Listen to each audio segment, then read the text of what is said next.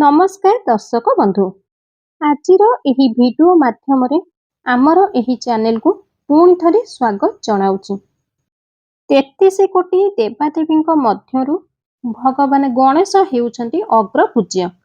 ଭଗବାନ ଗଣେଶ 33 କୋଟି ଦେବାଦେବୀଙ୍କ ମଧ୍ୟରୁ ସର୍ବପ୍ରଥମେ ଆଗ ପୂଜା ପାଇଥାନ୍ତି।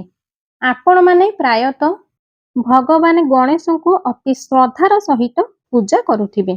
ଖାଲି ପୂଜା କରିଦେଲେ ତ ହେବନି, ତେବେ ଆପଣମାନେ ସମସ୍ତେ ଜାଣିବା ନିହାତି ଜରୁରୀ ଯେ ଭଗବାନ ଗଣେଶଙ୍କୁ କେମିତି ଆଉ କେଉଁ ଉପାୟରେ ଅଧିକ ପ୍ରସନ୍ନ କେମିତି କରିବେ। ଆଉ ଭଗବାନ ଗଣେଶଙ୍କୁ ଅତି ସରଳ ଆଉ ସହଜ ଉପାୟରେ ଆପଣମାନେ ଚାହିଁଲେ ପ୍ରସନ୍ନ କରାଇ ପାରିବେ। ତେବେ ଚାଲନ୍ତୁ ଜାଣିବା ଆଜିର ଏହି ଭିଡିଓ ମାଧ୍ୟମରେ କ'ଣ ସେହି ଉପାୟ ଗୁଡ଼ିକ।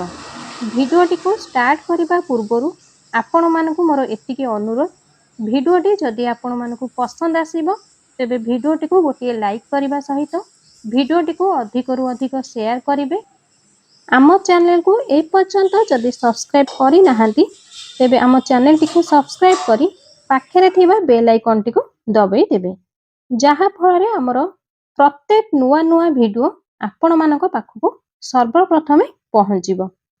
ଆପଣମାନେ ଜାଣିଛନ୍ତି କି 33 କୋଟି ଦେବାଦେବୀଙ୍କ ମଧ୍ୟରୁ ଭଗବାନ ଗଣେଶଙ୍କୁ ଯଦି ଆପଣମାନେ ପ୍ରସନ୍ନ କରାଇଦେଲେ ତେବେ ମାତା ଲକ୍ଷ୍ମୀ ଆପେ ଆପେ ଆପଣଙ୍କ ଘରକୁ ଚାଲି ଆସିବେ। ଯଦି ଭଗବାନ ଗଣେଶଙ୍କର ଆଶୀର୍ବାଦ ଆପଣଙ୍କ ଉପରେ ରହିବ ତାହେଲେ ମାତା ଲକ୍ଷ୍ମୀଙ୍କର ଆଶୀର୍ବାଦ ମଧ୍ୟ ଆପଣଙ୍କୁ ଆପେ ଆପେ ପ୍ରାପ୍ତ ହୋଇଯିବ। ଆଉ ମାତା ଲକ୍ଷ୍ମୀଙ୍କର ଆଶୀର୍ବାଦ ଯଦି ଆପଣଙ୍କ ଉପରେ ପଡ଼ିଲା ତାହେଲେ ଆପଣଙ୍କ ଘରକୁ କେବେ ବି ଧନ ଓ ଅନ୍ନର ଅଭାବ ରହିବ ନାହିଁ। ତେଣୁକରି ଭଗବାନ ଗଣେଶଙ୍କୁ ସର୍ବପ୍ରଥମେ ଆପଣମାନେ ପ୍ରସନ୍ନ କରାଇବା ଦରକାର। ଆଉ ଦେଖିବେ ଆପଣଙ୍କ ଘର ଓ ପରିବାର ସବୁବେଳେ ସୁଖ ଏବଂ ସମୃଦ୍ଧିର ବାସ ହେବ। ଆଉ ଭଗବାନ ଗଣେଶଙ୍କୁ ପ୍ରସନ୍ନ କରାଇବା ବହୁତ ସହଜ ହୋଇଥାଏ, କାରଣ ପ୍ରଭୁ ଗଣେଶ ସବୁବେଳେ ଜଣେ ଭକ୍ତର ଭକ୍ତିକୁ ହିଁ ଆଗ ଦେଖନ୍ତି। ସେ ତାଙ୍କୁ କେତେ ପରିମାଣରେ ଭକ୍ତି କରୁଛି, ତାଙ୍କୁ କେତେ ସେ ମାନୁଛି। ଆଉ ଯିଏ ଯେଉଁଭଳି ଭକ୍ତି କରେ ପ୍ରଭୁ ଗଣେଶ ସେହି ଅନୁସାରେ ସେତିକି ତା ପ୍ରତି ପ୍ରସନ୍ନ ହୋଇଥାନ୍ତି। ତେବେ ଆସନ୍ତୁ ଜାଣିବା କେଉଁ ଉପାୟରେ ଆପଣମାନେ ପ୍ରଭୁ ଗଣେଶଙ୍କୁ ପ୍ରସନ୍ନ କରାଇବେ।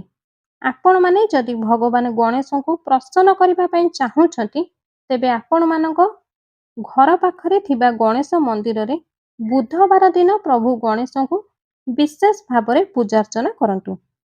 ଏହା କରିବା ଦ୍ୱାରା ଆପଣଙ୍କୁ ଫଳ ପ୍ରାପ୍ତି ମିଳିଥାଏ, କାରଣ ଭଗବାନ ଗଣେଶଙ୍କର ପ୍ରିୟ ବାର ହେଉଛି ବୁଧବାର। ଆଉ ପ୍ରଭୁ ଗଣେଶଙ୍କୁ ପ୍ରସନ୍ନ କରିବାର ଶ୍ରେଷ୍ଠ ବାର ହେଉଛି ବୁଧବାର। ଆଉ ଭଗବାନ ଗଣେଶ ଯଦି ଆପଣଙ୍କ ପୂଜାରେ ପ୍ରସନ୍ନ ହେଲେ ତେବେ ସେ ତାଙ୍କ ପୁରା ପରିବାରକୁ ସାଥିରେ ଧରି ଆପଣଙ୍କ ଘରକୁ ଆସିଥାନ୍ତି। ପ୍ରଭୁ ଗଣେଶଙ୍କର 2 ପତ୍ନୀ ରିଦ୍ଧି ଏବଂ ସିଦ୍ଧି ଏବଂ ତାଙ୍କର 2 ପୁତ୍ର ଶୁଭ ଏବଂ ଲାଭ। କେବଳ ପ୍ରଭୁ ଗଣେଶ ଏକା ନୁହନ୍ତି, ଏ ରିଦ୍ଧି ସିଦ୍ଧି ଶୁଭ ଏବଂ ଲାଭଙ୍କୁ ସହିତ ଭଗବାନ ଗଣେଶ ଆପଣଙ୍କ ପୂଜାରେ ପ୍ରସନ୍ନ ହୋଇ ଆପଣଙ୍କ ଘରକୁ ଆସିଥାନ୍ତି। ତେଣୁକରି ସେହି ହିସାବରେ ଆପଣଙ୍କର କେତେ ପ୍ରକାରର ମଙ୍ଗଳ ହେବ ଆପଣ ନିଜେ ହିଁ ନିର୍ଣ୍ଣୟ କରନ୍ତୁ। ଭଗବାନ ଗଣେଶଙ୍କୁ ପ୍ରସନ୍ନ କରିବାକୁ ହେଲେ ବୁଧବାର ଦିନ ଭଗବାନ ଗଣେଶଙ୍କୁ ଦୁବ ଘାସ ନିହାତି ଅର୍ପଣ କରନ୍ତୁ। କିନ୍ତୁ ମନେ ରଖନ୍ତୁ, ଆପଣମାନେ ଯେଉଁ ଦୁବ ଦେବେ ଧ୍ୟାନ ରଖିବେ ସେହି ଦୁବରେ ଯେପରି ପତ୍ର ମିନିମମ୍ 3ଟି କିମ୍ବା 5ଟି ରହିବ। ଆଉ ସେହି ଦୁବକୁ କିଛି ଜଳରେ ଭଲ ଭାବରେ ଧୋଇକି ପ୍ରଭୁଙ୍କ ଉପରେ ଅର୍ପଣ କରିବେ। ଆଉ ମନେ ରଖନ୍ତୁ, ଗୋଟିଏ ଦୁବ କେବେ ବି ଭଗବାନଙ୍କୁ ଚଢ଼େଇବେ ନାହିଁ। ଆପଣମାନେ 7ଟି ଲେଖାଏଁ ଦୁବ ଆଣି ସେହି 7ଟି ଲେଖାଏଁ ଦୁବକୁ ଗୋଟିଏ ଲାଲ ରଙ୍ଗର ସୂତାରେ ବାନ୍ଧିଦେବେ। ସେହିଭଳି ଗୋଟିଏ ବିଡ଼ାରେ 7ଟି ଲେଖାଏଁ କରି 7 ବିଡ଼ା ଦୁବ ଆପଣମାନେ ଭଗବାନ ଗଣେଶଙ୍କୁ ଅର୍ପଣ କରିବେ। କିନ୍ତୁ ଧ୍ୟାନ ରଖିବେ, ଯେତେବେଳେ ବି ଆପଣମାନେ ଦୁବ ଅର୍ପଣ କରିବେ ଭଗବାନ ଗଣେଶଙ୍କ ମସ୍ତକରେ ସେହି ଦୁବକୁ ଅର୍ପଣ କରିବେ। ଯେଉଁମାନେ ନିଃସନ୍ତାନ ଅଛନ୍ତି, ଯେଉଁମାନେ ଚାକିରି ସନ୍ଧାନରେ ଅଛନ୍ତି, ସେମାନେ ଏହି ପ୍ରକାର ଦୁବ ଭଗବାନ ଗଣେଶଙ୍କୁ ଅର୍ପଣ କରନ୍ତୁ।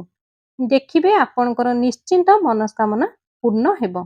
ଗଣେଶ ଭଗବାନ ଆପଣଙ୍କ ଡାକ ନିଶ୍ଚିନ୍ତ ଶୁଣିବେ। ପୁରାଣରେ ମଧ୍ୟ ବର୍ଣ୍ଣିତ ଅଛି, ଯେଉଁ ବ୍ୟକ୍ତି ପ୍ରଭୁ ଗଣେଶଙ୍କୁ ଦୁର୍ବାଙ୍କୁର ଅର୍ପଣ କରନ୍ତି ସେହି ବ୍ୟକ୍ତି କୁବେର ସମାନ ହୋଇଥାନ୍ତି।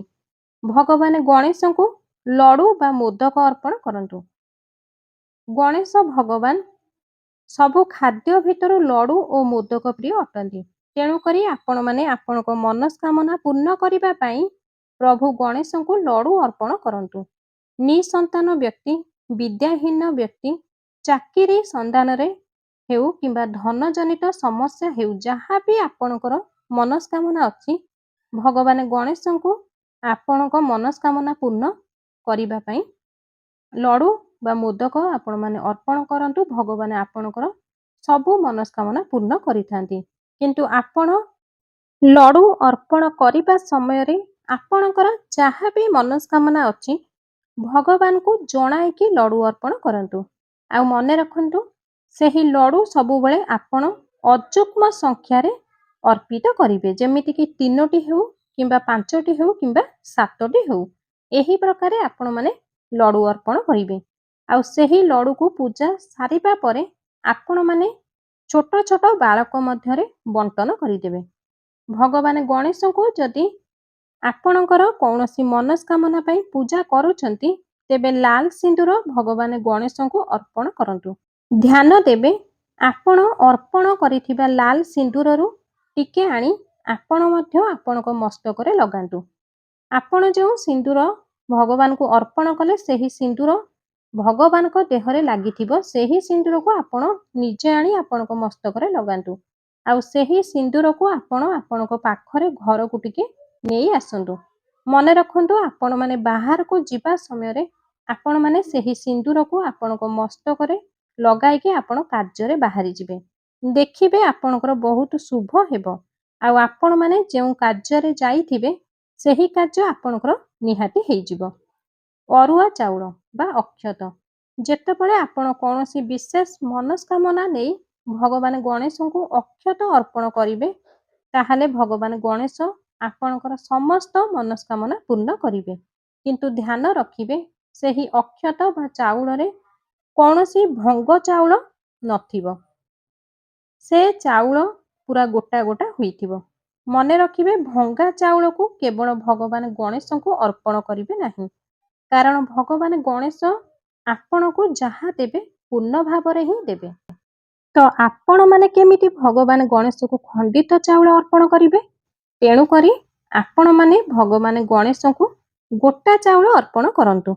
ଆଜିର ଭିଡ଼ିଓରେ କୁହାଯାଇଥିବା ପ୍ରତ୍ୟେକ ଉପାୟ ଦ୍ୱାରା ଆପଣମାନେ ଯେକୌଣସି ମନସ୍କାମନା ବା ଭଗବାନ ଗଣେଶଙ୍କୁ ପ୍ରସନ୍ନ କରାଇ ପାରିବେ।